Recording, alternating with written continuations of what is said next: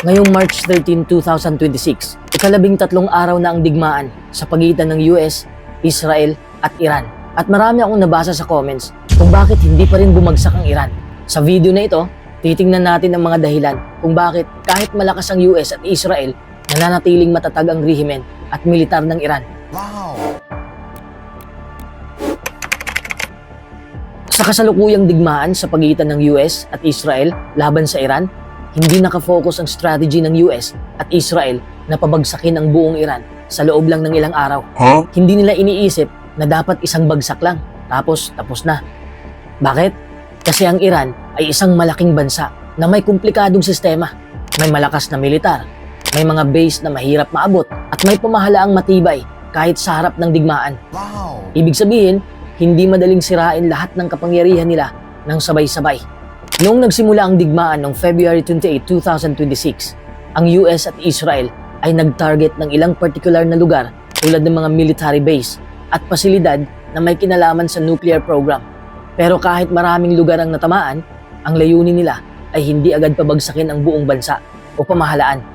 Iba-iba rin ang sinasabi ng mga opisyal ng US. Minsan sinasabi nilang malapit nang matapos ang operasyon. Minsan naman, kailangan pa daw dagdagan ang puwersa.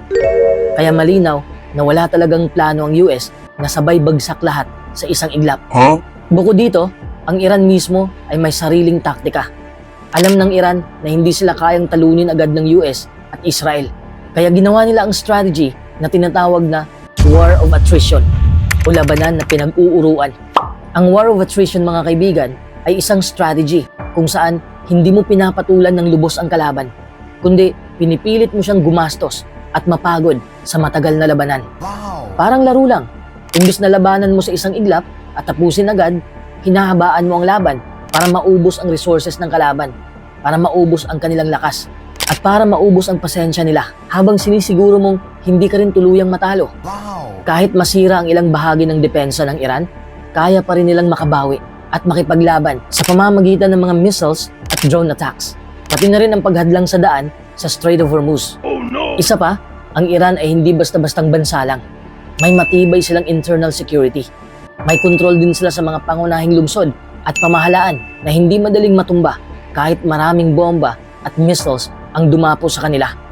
Dahil dito, kahit na may pinsala sa ilang lugar, patuloy pa rin silang nakikipaglaban at hindi agad bumagsak. Wow! Kung gusto ng US at Israel na tuluyang pabagsakin ang pamahalaan ng Iran, kakailanganin nila ng mas mahaba at mas malalim na operasyon. Kaya nag-iisip na rin sila ng ground troops o extended campaigns na lampas sa simpleng airstrikes. Habang ginagamit ng Iran ang taktika ng War of Attrition, malinaw rin na patuloy silang naglulunsad ng missiles, drones at iba pang uri ng atake laban sa US, Israel at sa rehiyon. Kahit ilang araw na ang digmaan, hindi nila hinahayaan na huminto ang kanilang operasyon. Ang bawat missile o drone strike ay hindi lang basta pambalasa o pagpapakita ng lakas. Bahagi ito ng stratehiyang panatilihin ang presyon sa kalaban. Pilitin silang gumastos ng interceptors at defensive systems at palaging pabago-bago ang sitwasyon sa battlefield. Sa ganitong paraan, kahit may pinsala o pagkatalo sa ilang bahagi ng depensa, nakakapagpatuloy ang Iran sa kanilang pakikidigma at nagiging mahirap para sa US at Israel na magkaroon ng mabilis na tagumpay. Bukod dito, ang mga drone at missile attacks ay ginagamit din ng Iran para kontrolin ang rehiyon sa paligid. Halimbawa, sinisiguro nila na hindi basta-bastang makakadaan ang mga barko sa Strait of Hormuz na kritikal sa langis at pinipigilan nila ang supply lines ng kalaban. Ang ganitong taktika ay nagpapahaba ng labanan at lumilikha ng malaking epekto sa ekonomiya at seguridad ng mundo habang nananatili silang aktibo sa digmaan kahit na limitado ang resources. Hindi lang ito simpleng pagpaputok ng missile. May strategy sa timing, may strategy sa target at intensity.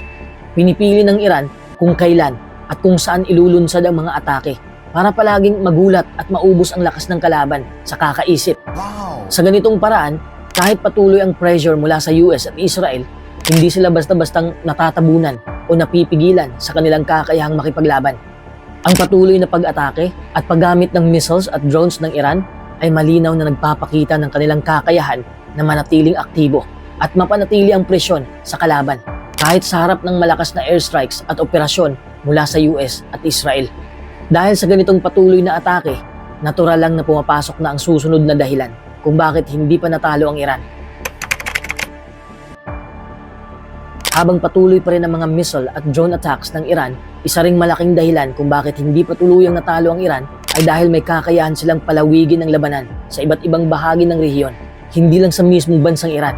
Ibig sabihin, hindi limitado ang labanan sa pagitan ng US at Israel sa isang lugar lang. May mga puwersa at grupo sa paligid na konektado o may ugnayan sa Iran na nakikipaglaban o nag-aambag sa tensyon. At ito ay nagpapahirap para sa mga kalaban na tapusin ang buong digmaan ng mabilis.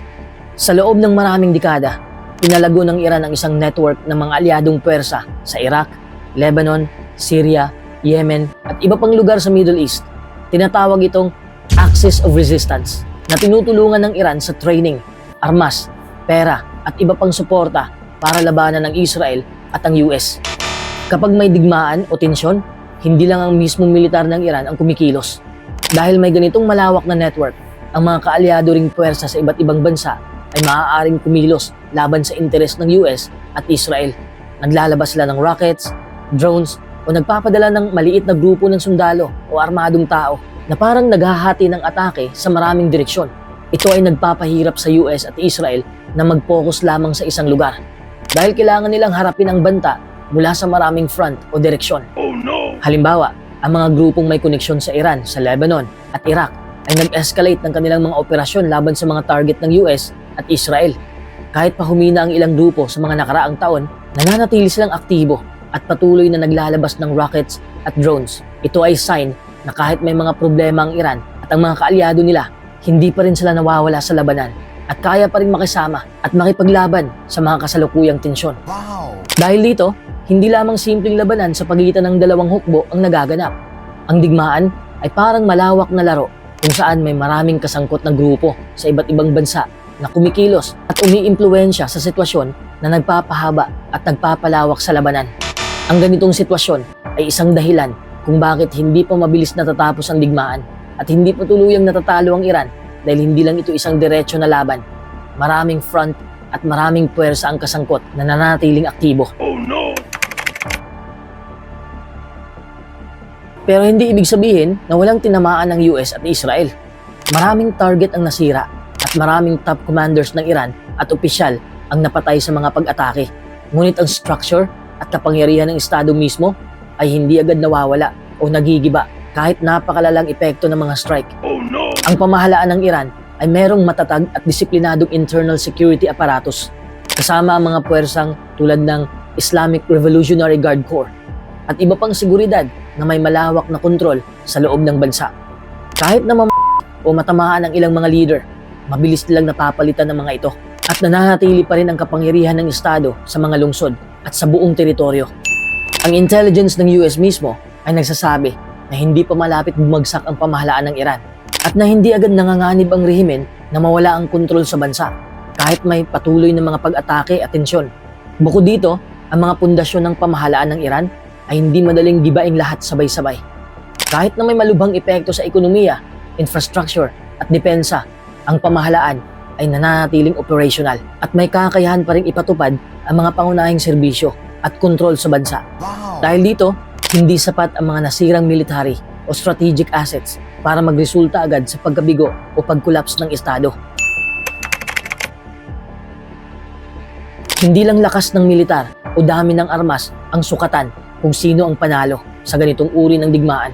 Kadalasan, mas mahalaga rin kung sino ang mas matagal kayang makipaglaban, kung sino ang may sapat na supply ng missiles, gasolina, pagkain at iba pang kagamitan, at kung sino ang kayang magpanatili ng moral at organisasyon ng kanilang puwersa habang tumatagal ang laban. Ang Iran ay nagpakita ng kakayahan sa ganitong aspeto. Kahit malakas ang atake mula sa US at Israel, may mga stockpile sila ng armas, gasolina at drone parts, pati na ang sapat na personnel at sistema para magpatuloy sa digmaan. Hindi lamang ito basta supply ng militar, kabilang din dito ang logistics at coordination. Dahil sa ganitong kakayahan, nagiging mas mahaba at mas komplikado ang digmaan. Kahit na may malalakas na airstrike, cyber attacks at iba pang presyon mula sa US at Israel, ang Iran ay may kakayahan pa rin na bumawi at magpatuloy sa laban. Hindi sila agad nauubusan ng resources at kaya nilang pabagalin ang progreso ng kalaban. dahil ang kalaban ay napipilitang gumastos ng marami sa interceptors, drones at ibang kagamitan sa bawat pag-atake ng Iran.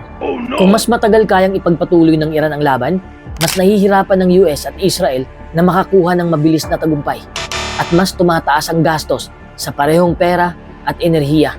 Sa ganitong paraan, ang digmaan ay nagiging isang marathon, hindi sprint. At ang kalaban ay kailangang planuhin ng maayos kung paano haharapin ang matagal na labanan. Dahil dito, makikita natin na ang tagal ng digmaan at kakayahang pangasiwahan ng resources ay isa sa pinakamalaking dahilan kung bakit hindi pa natatalo ang Iran. Kung gusto mong manatiling updated at maintindihan ang mga susunod na galaw sa digmaang ito, huwag kalimutang i-follow ang Facebook page natin at mag-subscribe ka na rin sa YouTube channel natin para sa mga real-time updates at para sa mas malalim na analysis. At tandaan, ang kaalaman ang pinakamalakas na sandata, kaya i-share mo ang video na ito sa kaibigan mo o sa kapamilya mo para hindi sila mahuli sa mga pangyayari sa mundo.